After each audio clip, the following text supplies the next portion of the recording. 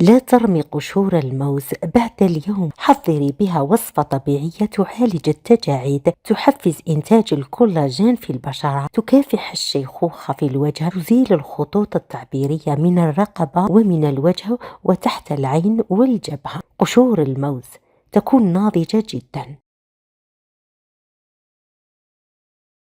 قومي بتقطيعها إلى قطع صغيرة.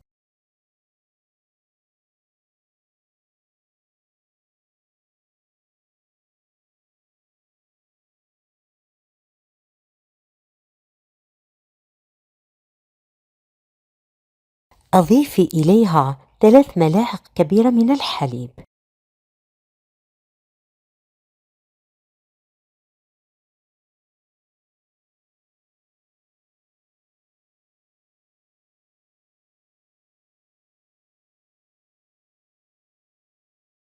أضيفي زيت من اختيارك، سواء زيت الزيتون أو زيت الأطفال أو زيت اللوز.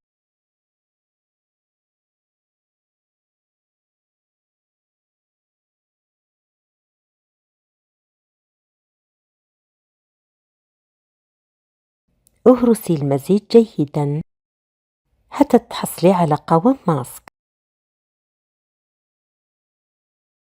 اقسميه إلى جزئين. الجزء الأول ضعيه في وعاء.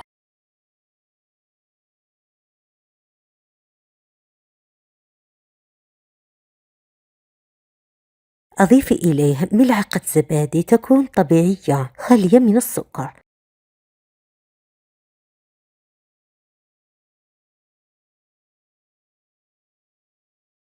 اخلطي جيدا المزيج.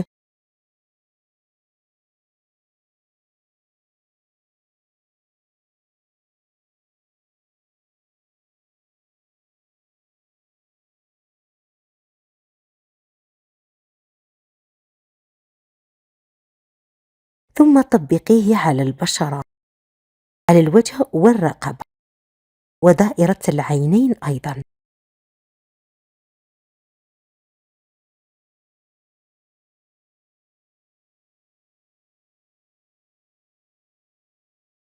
ثم ضعي فوق القناع ورق كلينكس، اتركيه 30 دقيقة حتى يجف تماما، ثم أزيليه بعد ذلك بالماء الفاتر، واغسلي البشرة مرة ثانية بالماء البارد.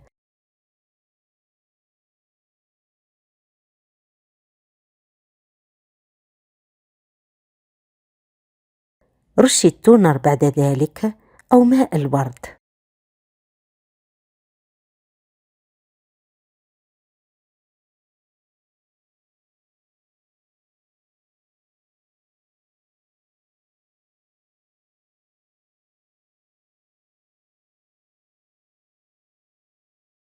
ثم رطبي البشرة بالكريم المرطب الخاص بك، زيت اللوز الحلو.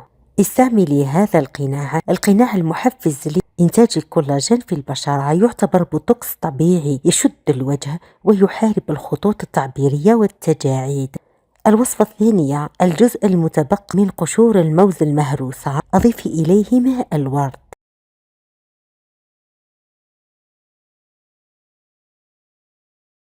القليل من ماء الورد.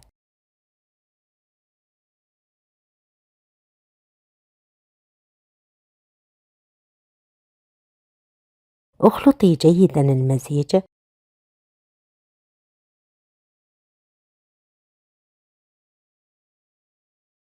ثم أضيفي زيت الزيتون.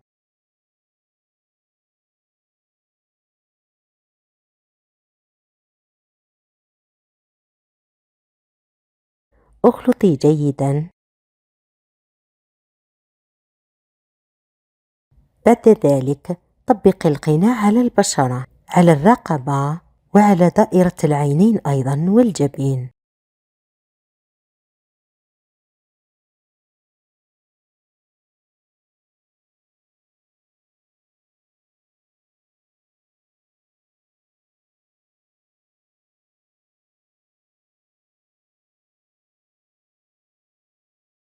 ضعي فوقه ورق كلينكس، اتركيه يجف تماما لمدة 30 دقيقة. بعد ذلك أزيليه بالماء البارد.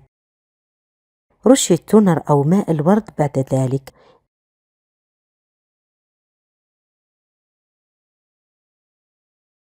ورطبيه بزيت اللوز الحلو، استعمليه 2 أو 3 مرات في الأسبوع. يمكنك ترطيب البشرة بالكريم الموالي. الفازلين، اختاري أي نوع ماركة فازلين متوفرة في بيتك. 2 أو 3 من الفازلين.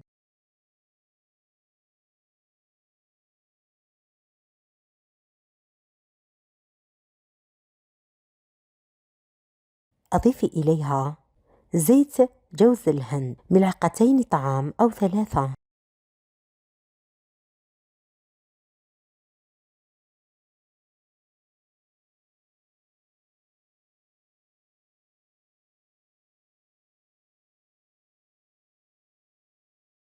أضيفي زيت الزيتون أو زيت اللوز الحلو. في قدر الطبخ، ضعي الماء الساخن ثم ضعي المزيج في وسط الماء الساخن بنفس طريقتي في الفيديو. قومي بإذابة المزيج حتى تحصلي على قوام كريم.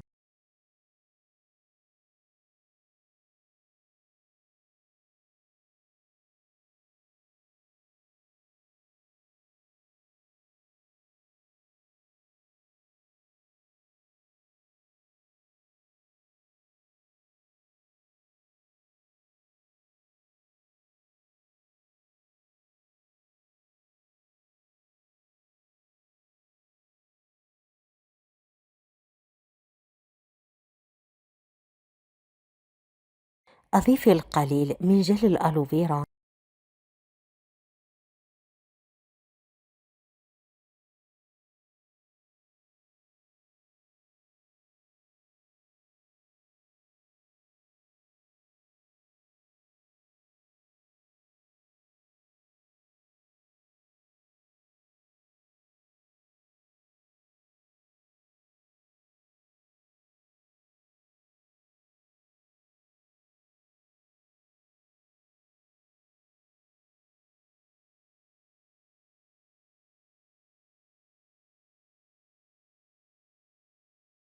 ضعيه في جرة ورطبي به البشرة يوميا بطريقة مساج مساء قبل النوم أو بعد استعمال قناع قشور الموز.